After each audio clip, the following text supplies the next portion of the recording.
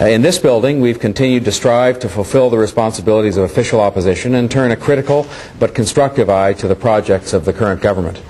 Broadly speaking, our three biggest concerns with the McGuinty Liberal administration center around the following: the continuous, repeated and blatant breaking of promises, weak leadership and accountability on difficult files, and their willingness to put political considerations ahead of the public interest.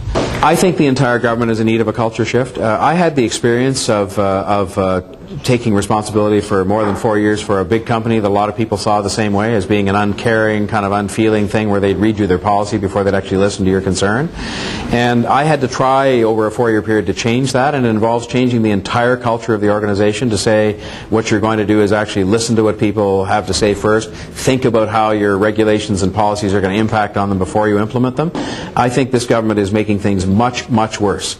Simply put, the McGuinty Liberal government took the easy way out, showing weak leadership in how they managed the province's finances. We always maintained that it was irresponsible for the government to make rash promises to gut more than 20% of our electricity supply without having any plans to replace it. Just one more big example of broken promises, a complete cynicism with which they approached the voters in the 2003 election, and an absolute disregard for your words. You can't just say you would build an experimental clean coal plant without looking at the cost of the technology and the effectiveness that it has on the best of what's available. If the technology is at all effective and at all cost effective, wouldn't we be better off, if these plants are going to stay open for years now, to be looking at installing that technology on some or all of those plants where they don't have it, to begin immediately to see health and environmental benefits for the people of Ontario? And all the while, this uncertainty with regards to energy puts even more pressure on Ontario's manufacturing sector, where we've already seen the loss of more than 77,000 jobs. I think we've also seen very weak reactive leadership in how this government has handled the situation in Caledonia. Where has he been? Where has he been? They had notice of this in August of 2005 by letter. Information pickets started in this site last fall. The occupation itself started more than 100 days ago.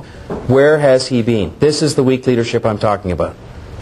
In the Legislature, the McGuinty government introduced a prescription drug bill that threatens the viability of thousands of Ontario pharmacies, particularly those in small towns and rural areas where this service is needed the most. Ontario is a strong province that deserves strong leadership from its government. We should be participating in national discussions with a strong, confident, optimistic voice. Working families are the majority of Ontarians.